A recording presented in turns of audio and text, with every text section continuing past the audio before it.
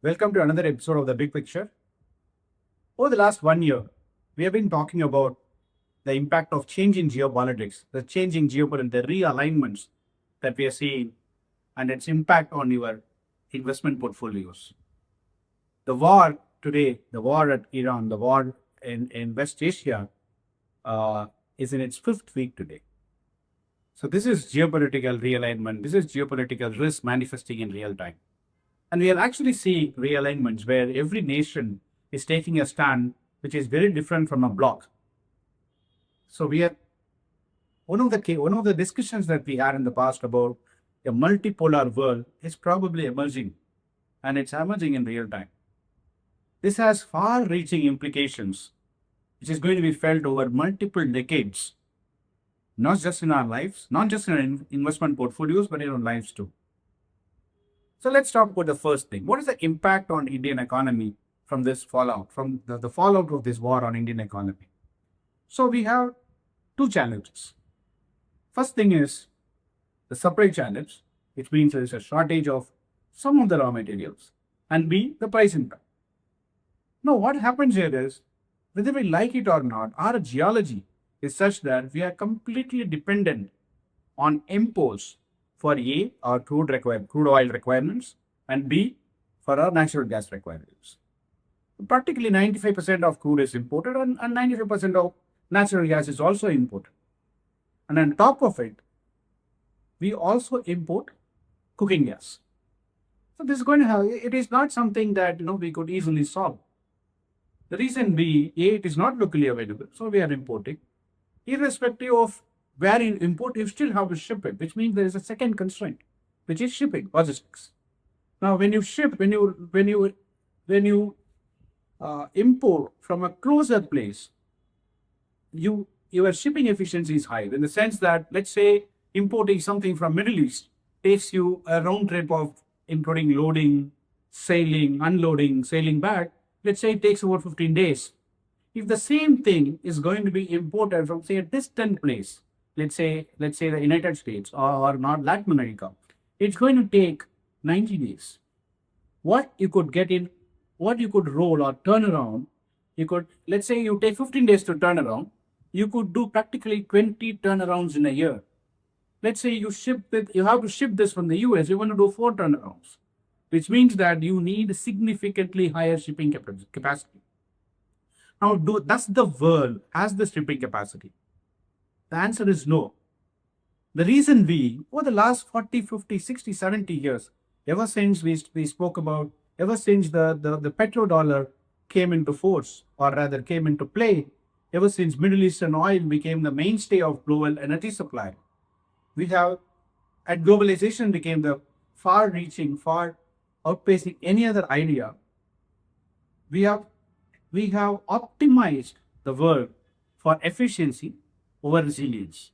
When I say resilience, having slack in the supply chain. Having slack introduces an inefficiency, and that is what helps you during crises like this. So today you have a system where your entire supply chain is so well optimized that there is not much of slack, which means any of these shocks, you don't have ability to handle these kind of shocks. Now, it is not that we cannot purchase oil from a distant land, but the world doesn't have the capacity to ship it. This is the constraint that the importers are going to face. I mean, India has two challenges here. A, I said, like energy, which is your crude oil and being cooking gas, and B, the second thing is your feedstock. Now, so natural gas plays two roles. Natural gas is used as a fuel or source of energy, as well as it is a feedstock for major petrochemical compounds, including fertilizer. Now, most of our fertilizer plants run on natural gas. They used to run on naphtha, which was a derivative of crude, which was a product of refining, is now shifted to natural gas. Whether you are using natural gas or whether you're using naphtha, the source still needs to be imported. So there is a possibility that during this course of the year, we will have a supply shortfall, and the world is going to see it. So there are, when I read through reports, I read that there's about 7 to 8% on if this war continues longer, and there is going to be 7 to 8% supply shortfall in energy supply shortfall. Now, for a country like India, it can be higher because of our dependency on the region and the lack of shipping options. Now, what does it mean is, this year is going to be a difficult year in the sense that our growth will be like our own CEA opened a week ago, that our growth could be, we will have growth challenges. No, that's one. The second thing is pricing.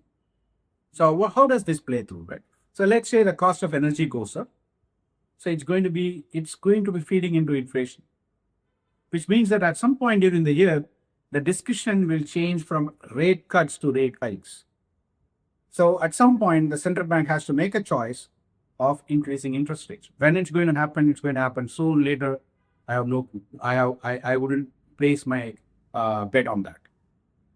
Now, the second thing is, once it gets there, let's say the prices go up. If the prices go up, it stays there. Every year you have to keep paying more dollars, which means that impact, there is always pressure on the currency. And that's what, so there is no, it is, as you could see the currency movement, India's INR is one of the worst performing currencies.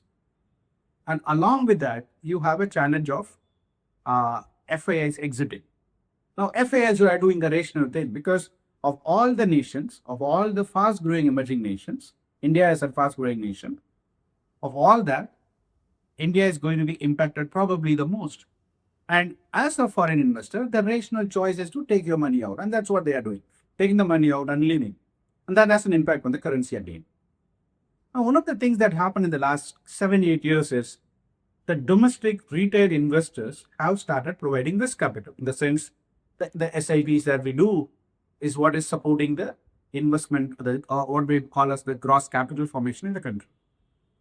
Now, while it has solved, or rather it is solving a problem of capital availability, so a domestic capital supporting growth instead of foreign capital, it is hurting us in another area, where on the area of currency. Why?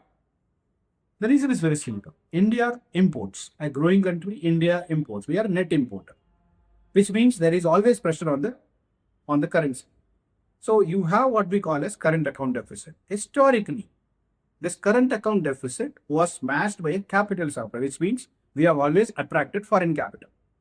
The foreign capital coming in, we importing more, this kind of balances out. So there is a trade balance and there is balance of payments. So trade balance is negative. The balance of payments have been largely closer to zero, a little negative or positive in a given year. And then your basic currency relationship hold good, and India currency depreciates at the rate of 4 to 5% a year, 3 to 5% a year. Now, what has happened now is you are going to be paying more, and you're going to be paying, if this continues and there is whole realignment happens, you might be ending up paying more over paying more every year. But this is a challenge for the currency. Now, these are the two things that matters for India as of now. If the war lasts longer, FIIs will leave because it is the rational thing to do, and B, currency will take a hit as they leave, and B, and second thing is we have to pay more for imports, net imports. This will only change when our net exports, or rather our exports from other services, let's say services or merchandise, which could be goods exports, improves. That's been happening, but at a slower pace. Now, as they say, every crisis is an opportunity. I'm pretty sure that we will reform in many places. Maybe this will give us a bigger incentive towards shifting to, say, energy to a more efficient EV in terms of which is less dependent on foreign energy. So we may shift to EV. Our adoption could be faster. Maybe the adoption to public transport, in the sense that many of the cities have metro today. Maybe we'll start creating more last mile connectivity so that metros become a preferred choice of transport. So the third thing is, on the rural beds, we may start figuring out a way to use some of the bio waste, or rather the biomass based energy production. It's going to happen. So back then in 2006-07, there were a lot of these companies which talked about converting the biomasses into energy. And we have seen it. We have seen it success. We have seen it succeed at some place, and most of the things it's not really been very successful. But maybe there is a fillip towards that. Maybe we'll find more efficient technology to do that. So now going back to geopolitics. So another thing that we see is, Trump has been complaining that NATO is not really playing its part in this conflict, and essentially, U.S. is taking. He seems to comment that U.S. is taking the entire burden. The relationship with NATO is one-sided and everything else. A few weeks ago, we posted something. We had a short video, actually a long video on NATO and why it is where it is. Now, the thing with NATO is very interesting because over the last, I think it came into sometime since 1950s, the European nations have been underinvesting in domestic capabilities. Now, if let's say NATO is not available, that the security umbrella under NATO is not available, it is likely that Europe will be forced to invest in domestic capacities. So one of the interesting themes that could emerge out of this is European industrials or European defense or European capital goods. Well, while it could be very early now, but this is something that we would track, one should look at over a period of time. So your portfolios need to be cognizant of realignments. Your portfolios need to be cognizant of the impact on various economies. And one of the key things that we notice is Europe may, again, like I said, like may, it's a very heavy emphasis on may because Europe is usually very slow to respond to changes. Europe may become a very interesting investment destination. We'll see you with another episode of Big Picture soon. Thank you. Investment in securities market is subject to market risks. Read all the related documents carefully before investing.